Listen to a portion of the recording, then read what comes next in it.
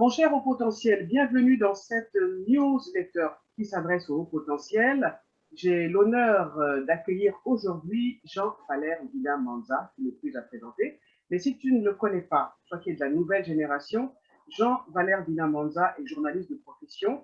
Il a occupé le poste de directeur de la rédaction pendant 8 ans au sein d'Africa numéro 1, la radio africaine que tu connais sûrement. Et en fait, je l'ai invité pour qu'il puisse parler d'un grand nom des médias gabonais et africains qui nous a quittés samedi 4 septembre dernier, John Joseph Ngogo. Jean-Valère Villa-Manza, bonjour. Bonjour, Eugénie.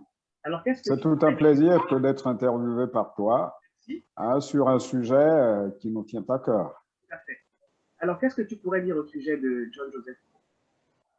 Alors, John Joseph Mborou, pour ceux qui ont connu Africa numéro 1, aux années de sa gloire, a été pendant très longtemps le directeur de la rédaction d'Africa numéro 1. Grand présentateur du journal Parler, le journal de la mi-journée, qui était vraiment son violon dingue. Alors, John Joseph Mborou, c'est un ancien de la radio-télévision gabonaise. Après ses études en France, il a intégré Africa numéro 1 et il est parti d'Africa numéro 1 par la suite pour de nouveau rejoindre la RTG, c'est-à-dire la première chaîne de radio et de télévision gabonaise, en juillet 1994. Mais dès le lancement d'Africa numéro 1 en 1981 jusqu'à 1994, John Joseph Mborou, tu le sais autant que moi, Eugénie, a donc été un acteur majeur sur les antennes d'Africa numéro 1, occupant le poste que tu venais de rappeler, à savoir la direction de la rédaction. Alors, qu'est-ce qu'on peut retenir du personnage? Moi, ce que j'en retiens, c'était quelqu'un d'assez rigoureux, très rigoureux, mais qui avait un style de management, je veux dire, au style Africa numéro 1, à l'époque où Africa numéro 1 était encore cette formidable radio qui a laissé sa marque, en fait, sur le continent africain. C'était quelqu'un qui était professionnel dans l'âme, mais qui savait entourer son équipe, en fait, ses journalistes, en fait, il y avait beaucoup de bonne humeur, en fait. C'était très, à la limite même, il était assez enjoué, très blagueur, mais toujours avec derrière cet esprit de il faut qu'on travaille, il faut qu'on soit professionnel. Mais tu as quasiment répondu toi-même à la question que tu as posée, je dis. Alors, je vais résumer ma réponse en 2 termes que je t'emprunte. C'était quelqu'un d'extrêmement exigeant vis-à-vis de ses collaborateurs parce qu'il tenait à ce que ceux-ci parviennent à l'exigence de bien accomplir leurs tâches. Et puis, humainement parlant, c'était quelqu'un de très enjoué. Alors, quand tu associes les deux, d'un côté, la rigueur, et d'un autre côté, quelqu'un de très jovial qui avait parfaitement conscience qu'il fallait cela, qu'il fallait ce binôme-là, c'est-à-dire être exigeant pour obtenir de ses collaborateurs qu'ils rentrent dans le moule des exigences d'Africa numéro 1. Et d'un autre côté, il comprenait parfaitement qu'il fallait une bonne ambiance pour que les gens soient à l'aise. Et c'est ainsi qu'on peut résumer John Joseph Mborou. Et au bout du compte, nous avons obtenu les résultats que ceux qui ont connu Africa numéro 1 et qui ont la mémoire de cette époque glorieuse d'Africa numéro 1 ont en souvenir. Bon, et là, l'empreinte de John Joseph Mborou a été omniprésente pendant toute cette période-là, c'est-à-dire du début des activités d'Africa numéro 1 jusqu'au moment où il a quitté la station en 1994. D'accord. Quelqu'un d'extrêmement rigoureux et nous avons tous été dans ce moule-là. Combien avons-nous avoir été managés par John Joseph Mborou? mais il serait extrêmement difficile de dresser la liste. Et une liste dans laquelle toi-même tu te trouves, Génie. Bon, donc, je veux dire, John Joseph Mburu a semé et les disciples, si je peux ainsi m'exprimer, de John Joseph Mburu sont très nombreux. Directement, d'abord, parce que il a fallu qu'il ait lancé une première équipe, et puis indirectement, parce que par la suite, nous avons pris le relais. Nous avons transmis aux autres ce que nous avons reçu de lui. Alors, est-ce que tu étais en contact avec lui jusqu'à ce qu'il nous quitte là? Ces derniers temps, je peux te dire, si je ne suis pas trahi par ma mémoire, que de visu, nous nous sommes rencontrés pour la toute dernière fois en 2016. Hein, c'était dans le cadre d'une série d'activités politiques, hein, parce que, comme tu l'as indiqué, me semble-t-il, John Joseph Mburu, après avoir rendu de très loyaux services à la profession qu'il aimait tant, ensuite s'est reversé dans la politique. Hein. Tu n'oublies pas que l'on dit que le journalisme mène à tout à condition d'en sortir. Et à un moment donné, après avoir beaucoup servi la profession, John Joseph Mburu s'est reversé dans la politique. Je signale au passage qu'il a été député à l'Assemblée nationale gabonaise. Donc, oui, la dernière fois que j'ai pu voir John Joseph Mburu, c'était en 2016. Mais ensuite, nous sommes restés en contact au téléphone. Peut-être que je pourrais anticiper la question que tu serais tenté de me poser, à savoir que j'ai pu apprendre qu'il a été malade, il a été longuement hospitalisé. Son état de santé par la suite s'est amélioré. Mais là, comme tout le monde, hein, hier, j'ai appris son décès à travers les réseaux sociaux. Quand tu as succédé, comment ça s'est passé? Est-ce que tu avais conscience de l'ampleur de la tâche et du besoin de transmettre ce qu'il t'avait appris? Enfin, travailler après John Joseph Mburu, est-ce que c'était lourd, compliqué, tranquille? Bon, disons que pour ne pas faire dans la langue de bois, j'ai eu conscience à l'instant que le fardeau était lourd à porter. Mais dans le même temps, je dois te répondre tout aussi sincèrement que j'avais été préparé.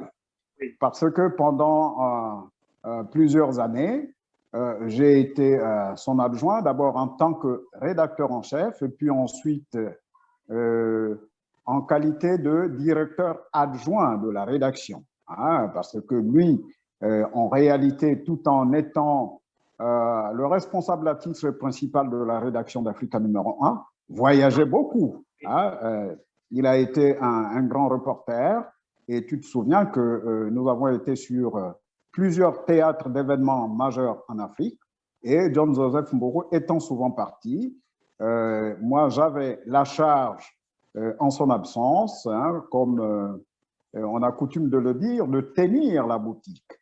Donc toute cette période-là m'a en quelque sorte préparé, et c'est ainsi que lorsqu'il est parti, tout en ayant senti le vide et en ayant pris conscience de l'ampleur de la tâche qui se présentait à moi, j'étais quand même suffisamment préparé.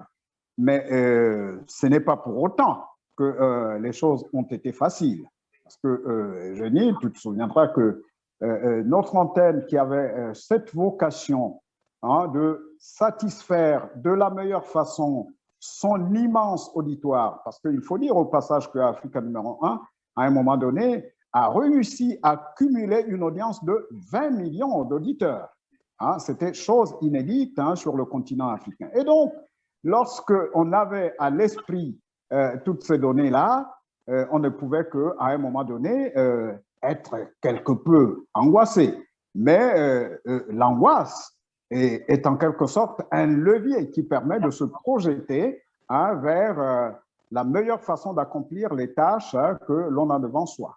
Et je pense que je puis dire, sans fausse modestie, que c'est ce qui m'a permis, moi, de pouvoir diriger la rédaction d'Africa numéro 1 pendant la période que tu as citée. En l'occurrence, j'ai été à la tête de la rédaction d'Africa numéro 1 pendant 8 ans, ce qui n'est pas peu dire. Alors, John nous quitte, hein, c'est comme ça qu'on l'appelait, mais il nous quitte, bien d'autres confrères, collègues nous ont quittés suite à, on va dire, à la fermeture d'Africa numéro 1.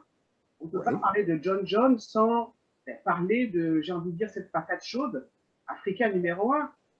Qu'est-ce qui se passe? Est-ce que tu peux éclairer les auditeurs d'Africa numéro 1 concernant justement la chaîne panafricaine, le tam-tam africain? Bien, tu as le beau rôle, Eugénie, c'est-à-dire que c'est toi qui poses les questions et moi, j'ai la responsabilité de répondre à ces questions-là. Je ne saurais pas me dérober. Je veux dire par là que la réponse à la question que tu viens de poser, tu l'as autant que je l'ai. En réalité, John Joseph Mburu, comme d'autres acteurs majeurs d'Africa numéro 1, tu en as été une actrice, dois-je préciser, parce qu'il ne faudrait pas que je heurte ta sensibilité de femme en disant acteur alors que tu es bien une actrice. Alors non, nous avons vu en quelque sorte venir.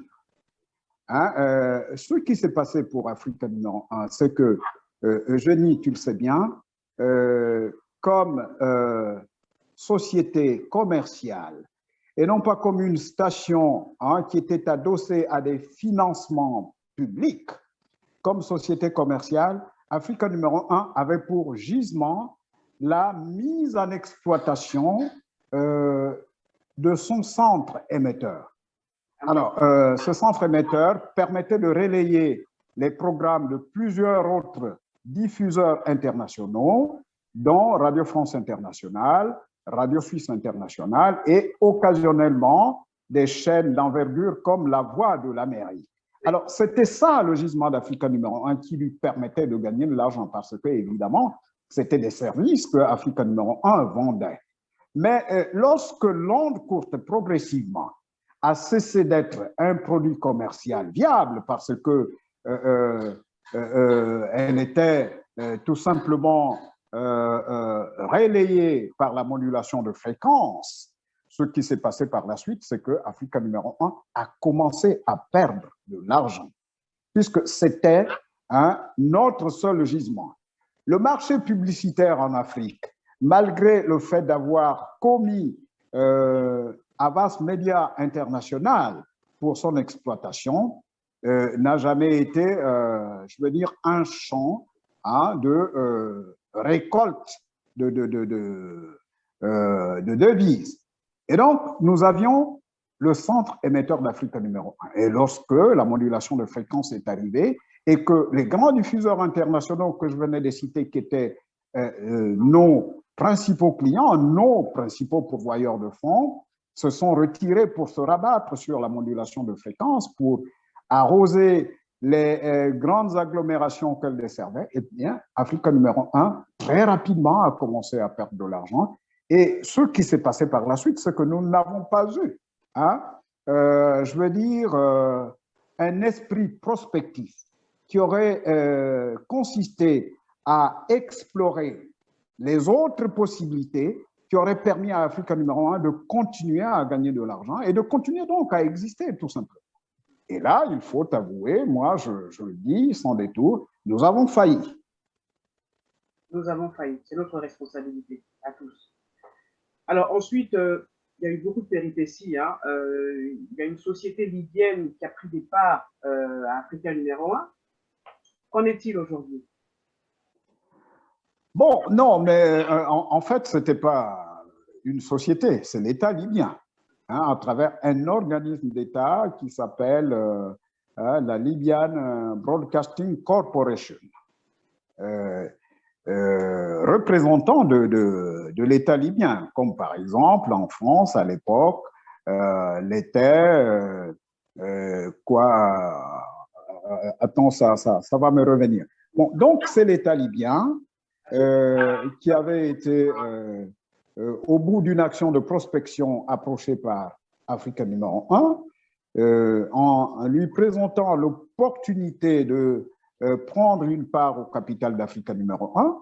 Et les Libyens avaient été séduits par cette offre-là et ils sont arrivés, ils ont intégré le capital d'Africa numéro 1 en signant un accord qu'il a été très exactement le 6 juin 2006. Alors, les Libyens sont arrivés, ils sont devenus majoritaires au capital, mais attention, la partie gabonaise a gardé 48%, ce qui lui permettait de préserver le droit de préemption. Bon, mais 2006, les Libyens intègrent le capital d'Africa numéro 1. Il faut avouer que, d'après ce que je sais, et qui ne doit pas être très loin de la réalité, parce que j'étais quand même assez bien informé, quand bien même je n'étais que directeur d'un service, je n'étais pas à la direction générale, mais j'étais à un niveau de responsabilité suffisamment élevé qui me permettait d'accéder aux informations majeures sur la vie d'Africa numéro 1. Alors, il n'y a pas eu véritablement un engagement franc dès le départ. On a beaucoup tergiversé et est arrivé le moment fatal. Un engagement franc des Libyens ou bien de l'État gabonais? Ah non, un engagement franc de la part des Libyens qui, me semble-t-il, ont pris beaucoup de temps pour essayer de bien éclairer le champ sur lequel ils venaient de s'engager. Alors, le temps que cela a duré, c'est-à-dire de connaître l'environnement Africa numéro 1, est arrivé l'événement fatal qu'a été la disparition de Muammar Kadhafi en 2011. Et à partir de là, tout a été paralysé, plus rien n'a fonctionné. Ce que les Libyens ont quand même eu à injecter, il faut avouer que ce n'était pas d'une hauteur à la mesure d'absorber l'ampleur des problèmes d'Africa numéro 1 en termes d'efforts qu'il fallait faire pour pouvoir remettre Africa numéro 1 sur les rails. Les efforts, c'était à quel niveau? C'était payer les salaires? C'était quoi? Restaurer l'outil technique? Enfin, c'était quoi? À quel niveau les efforts? Ah oui, non. Bon, mais les salaires, bon, disons, l'aspect social dans la vie de toute société est un aspect important. Cela va de soi. Mais une fois que l'on est sorti du champ de la dimension sociale de la vie d'une entreprise, on se retrouve immédiatement sur le terrain des enjeux techniques et commerciaux. Et là, la masse des responsabilités qu'il fallait assumer était une masse importante. Puisque dans le même temps, il fallait continuer à développer Africa numéro 1, c'est-à-dire à étendre son réseau de diffusion en modulation de fréquence. Je dois avouer, d'après ce que je sais, c'est que le volume des financements qui ont été successivement mis à la disposition d'Africa numéro 1 par l'actionnaire majoritaire était assez infime. Et donc, ça n'a pas permis à l'aventure de se poursuivre. C'est d'autant plus que, Eugénie, comme je le disais, mais il faut vraiment l'avoir à l'esprit, il n'y avait plus possibilité de gagner de l'argent sous le format ancien qui était celui de l'exploitation du centre émetteur de Moyabi. Il n'y avait quasiment plus personne pour continuer à louer les services du centre émetteur de Moyabi. Tout le monde s'était mis au diapason de la diffusion en modulation de fréquence. Et à partir de ce moment, l'argent qui arrivait rentrait comme dans des espèces de tonneaux de Danaïde, c'est-à-dire que ça ne suffisait plus.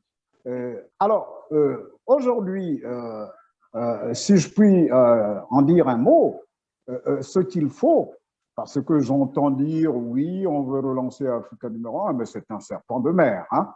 Je l'entends presque tous les ans. Et bien sûr qu'on veut relancer Africa numéro 1. Bien sûr qu'on le veut. Les auditeurs, tous les jours, on est sûrement toi, moi et nos confrères sont envahis de questions des auditeurs. Mais pourquoi la radio est tombée? Mais qu'est-ce qui se passe? Ah mon Dieu, Africa numéro 1. Est-ce que c'est un problème de manque de motivation politique? Le problème est à quel niveau? Pourquoi Africa numéro 1 n'est pas relancé? Pourquoi il ne renaît pas de ses cendres? Bien, Eugénie, au risque de me répéter, on ne peut plus continuer à faire exister Africa numéro 1 comme cela s'est fait par le passé. Bien, donc ça veut dire quoi concrètement? Ça veut dire qu'il faut s'orienter vers d'autres champs hein, de gains. Alors, il faut s'adapter tout simplement. Les évolutions technologiques aujourd'hui voudraient que Africa numéro 1 gagne de l'argent d'une autre manière que ça l'a été pendant hein, toutes les années, ces années de gloire. C'est cela qu'il faut faire. Ça veut dire quoi? Ça veut dire qu'il faut imaginer d'autres options. Qui va prendre justement l'initiative de relancer Africa numéro 1 en utilisant justement les outils d'aujourd'hui? On est à l'ère numérique, hein. Il y a beaucoup de médias traditionnels, ici en France aussi, qui ont dû se réinventer justement et s'adapter justement à l'ère numérique. Qui est-ce qui peut tenir l'initiative, qui peut prendre l'initiative justement de relancer Africa numéro 1 dans ce contexte? Mais l'initiative, me semble-t-il, et je ne suis pas certain qu'en le disant, je me trompe. Je suis même sûr que c'est cela. C'est d'abord l'actionnaire historique, je veux dire le propriétaire historique d'Africa numéro 1, qu'est l'État gabonais. Est-ce que l'État le veut?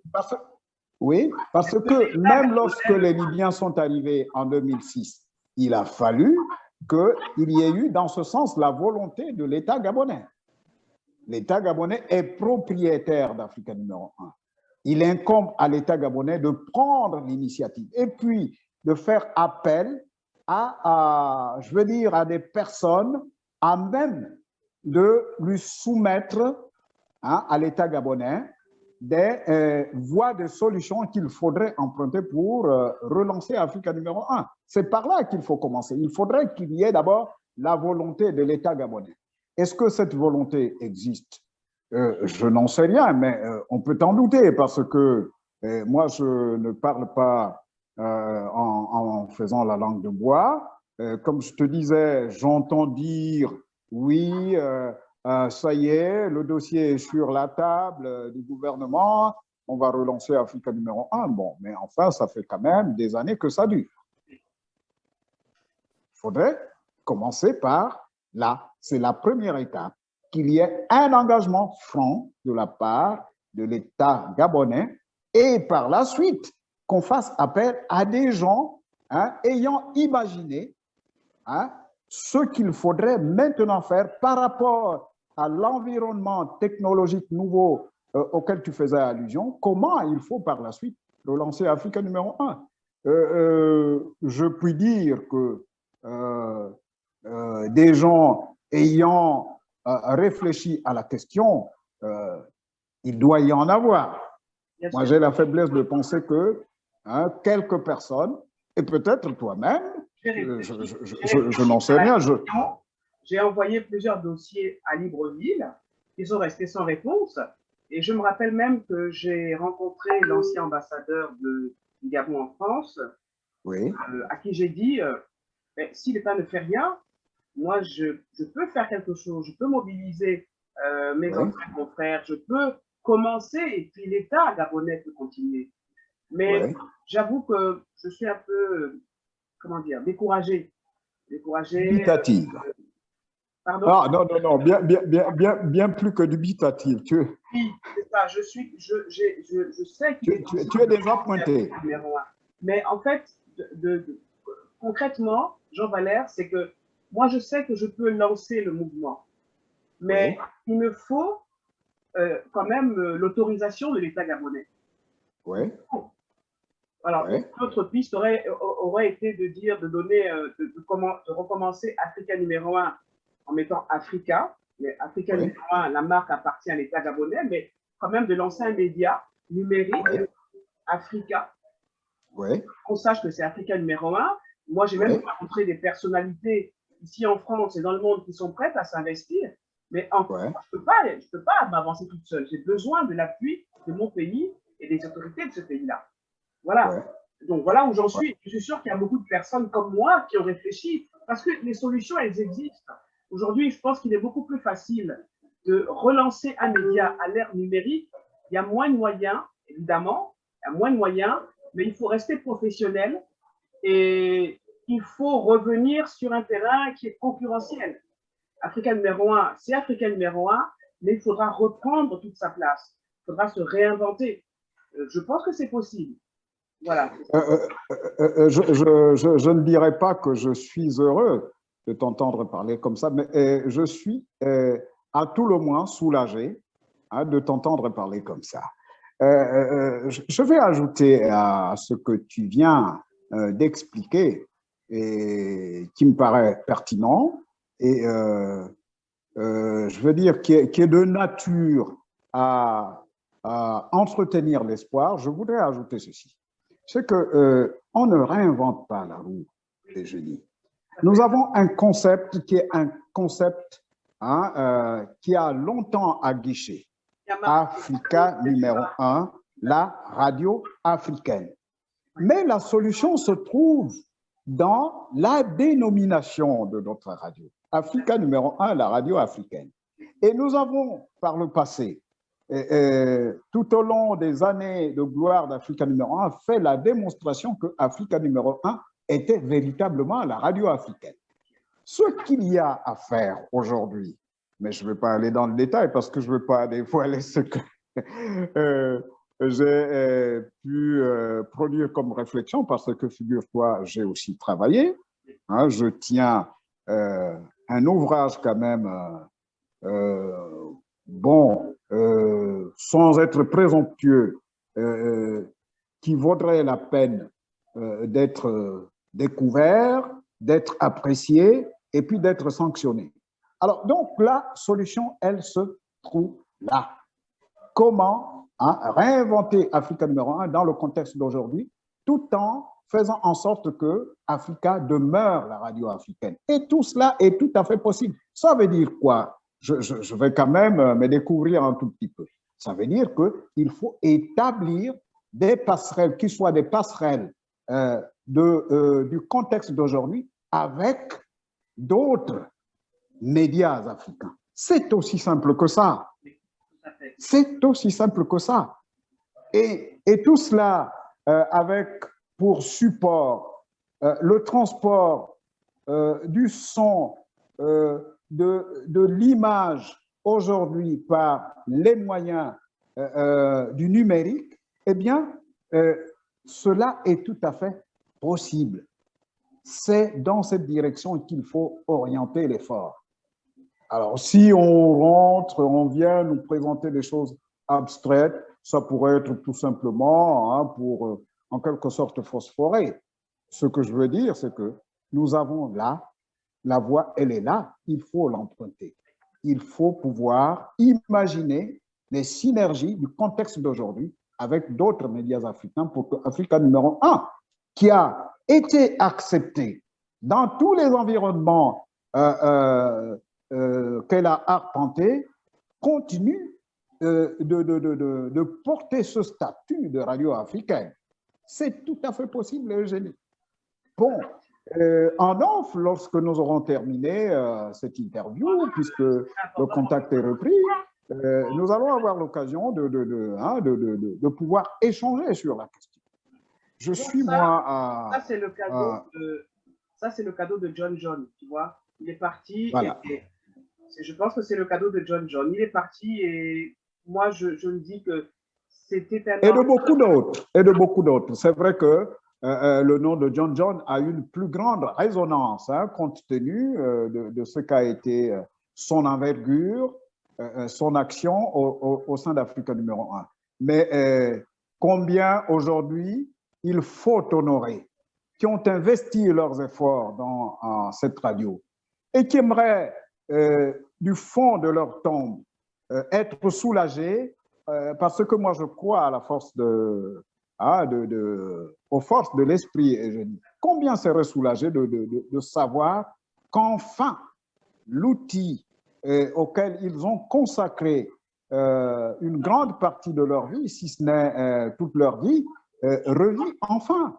Mais cette responsabilité nous appartient, mais évidemment que le premier pas, hein, parce que le voyage le plus long commence par le premier pas, doit être posé par une personne morale qui s'appelle l'État gabonais. Ne nous voilons pas la face. Je ne suis pas de cet avis, Jean Valère, mais bon, je ne suis pas de cet avis. Peut-être que l'État a d'autres chats à fouetter, j'ai envie de dire d'autres dossiers.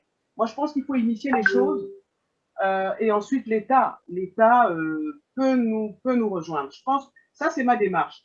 Parce que si on attend Oui. l'État, mais il ne se passera rien. L'État a il y a tellement d'enjeux, il y a tellement de problématiques, de problèmes. Je pense que Oui. cette initiative doit être celle d'anciens d'Africain numéro 1 qui ont déjà Oui. réfléchi sur le dossier, qui commencent à lancer quelque chose et c'est possible.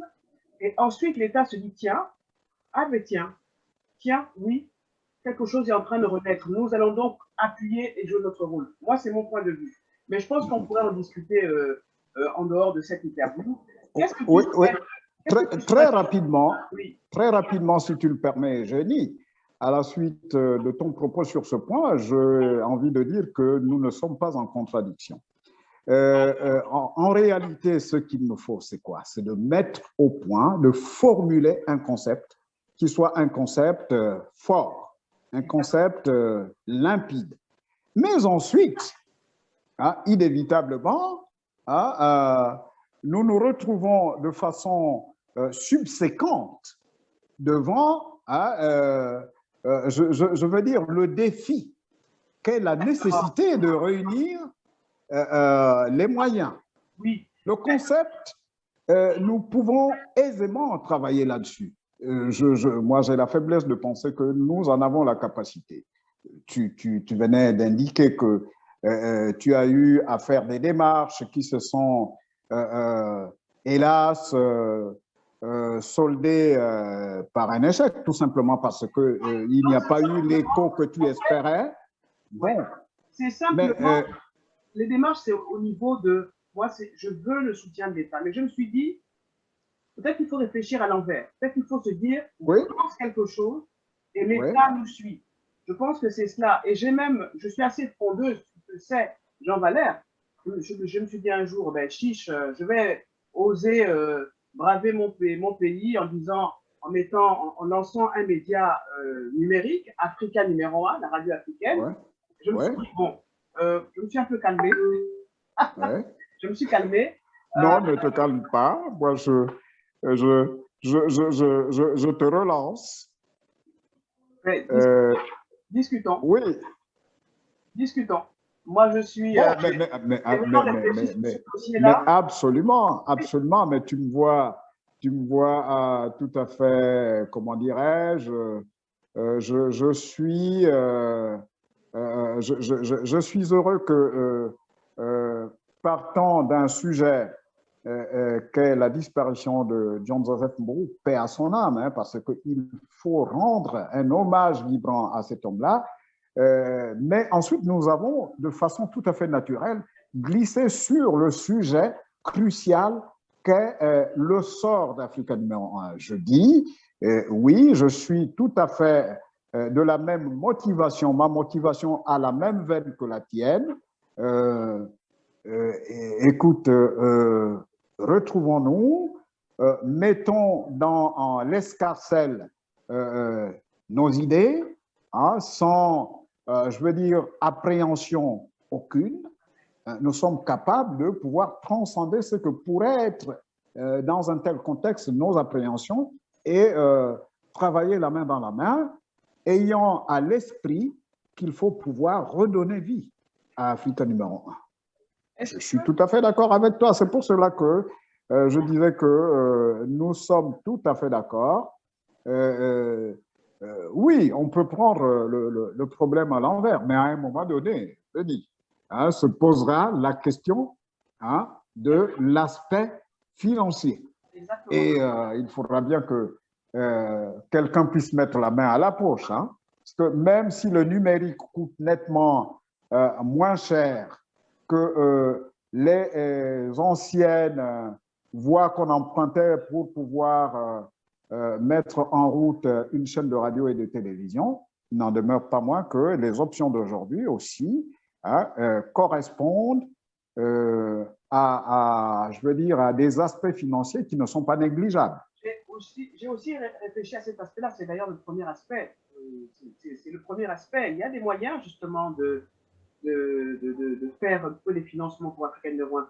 Bon, alors, ce que je te propose, c'est, pour terminer, est-ce que tu as un message à lancer aux parents de John Joseph Ngourou, à la famille Africa numéro 1, aux Gabonais, aux compatriotes qui ont perdu un grand professionnel de la communication, mais est-ce que tu as un message également aux auditeurs d'Africa numéro 1, aux auditeurs et aux auditrices? Bien. Les auditeurs d'Africa numéro 1 appartiennent quand même à plusieurs générations. Je pense ne pas me tromper en disant cela. Les premières générations des auditeurs d'Africa numéro 1, inévitablement, se souviennent de John Joseph Ngourou. Bien. Tout comme les générations qui ont suivi, hein, ont à l'esprit les noms de Geni Dieki, Mbina Manza et autres. Alors, à l'endroit de ces personnes-là qui ont connu et sans aucun doute aimé John Joseph Ngourou, je voudrais, puisque ils se l'étaient approprié, je voudrais leur présenter, hein, nos condoléances. La disparition de John Joseph Ngourou les frappe tout autant qu'elle nous frappe. Donc, je leur présente mes condoléances et j'ai presque envie de dire, à la lumière de ce qu'a été une bonne partie de notre échange, dire que nous avons à cœur de rendre hommage à ces personnes-là qui ont été les acteurs d'Africa numéro 1, qui ont porté, si je peux ainsi m'exprimer, Africa numéro 1 à bout de bras. Nous avons à cœur de leur rendre hommage en essayant d'initier quelque chose pour que finalement une action aussi importante que celle de John Joseph Ngourou et celle des autres, hein, des collaborateurs qui ont été autour de lui, ne se perdent pas aussi facilement comme ça. Attends, je me souviens de ces grandes interviews qu'il a pu réaliser aux côtés de Philippe Dieunot avec des personnalités d'envergure de l'époque comme ça me vient tout de suite à l'esprit, hein, l'ancien président guinéen Sékou Touré. Mais je t'assure, moi, étudiant, quand j'écoutais ces interventions-là, ça me donnait la chair de poule. Donc, nous avons, oui, cette responsabilité-là de pérenniser dans la conscience collective l'action des personnes comme John Joseph Ngourou. Mais comment allons-nous pouvoir le réaliser? Mais c'est en redonnant vie à Africa numéro 1. Ainsi, il nous sera beaucoup plus aisé de pouvoir raconter des itinéraires comme le sien, hein, qui ont été des itinéraires particulièrement significatifs. Donc, voici mon message à l'endroit de toutes ces personnes-là qui aujourd'hui sont dans la tristesse. Message à l'endroit de toute la masse des collaborateurs qui ont évolué autour de lui, à qui il a mis le pied à l'étrier. Ça a été notre cas, toi et moi. un message qui est un message de profonde compassion à l'endroit de sa famille. Je puis dire que lorsque ces derniers temps, j'échangeais avec lui au téléphone, probablement. A été coupé. À qui il a pu dire, ah oui, je suis en train de parler avec telle personne. Donc, qu'il reçoive nos condoléances émues. Nous sommes en deuil parce que nous venons de perdre, je veux dire, une personne d'envergure. Une pointure. Voilà. Une grosse pointure. Mais c'est la condition humaine. Hein? Les gens partent, d'autres naissent, et d'autres, épris du souci de perpétuer dans une action consistant à les immortaliser. Et je pense que un message aux autorités gabonaises, à l'État? Bah, écoute, Eugénie, je n'ai pas de message particulier à l'endroit de l'État gabonais. Tout au long de notre échange, hein, pour peu que l'on écoute attentivement ce que nous avons dit, il y a, en termes de substance dans ce propos-là, tout un message à l'endroit de l'État gabonais. Jean-Valère Ndila Manza, j'ai vraiment été agréablement honoré d'interviewer aujourd'hui à l'occasion d'une triste circonstance, hein, le décès de John Joseph Mburu, donc il nous a quittés le 4 septembre 2021. Que la terre soit légère et merci de m'avoir accordé cet entretien qui nous permet justement de discuter sereinement de l'avenir d'Africa numéro 1. Bien, mais tu me vois plutôt moins honoré et flatté que tu aies pensé à ma modeste personne pour cette interview, parce qu'après tout, nous sommes nombreux à avoir été des collaborateurs de John Joseph Mburu. Merci.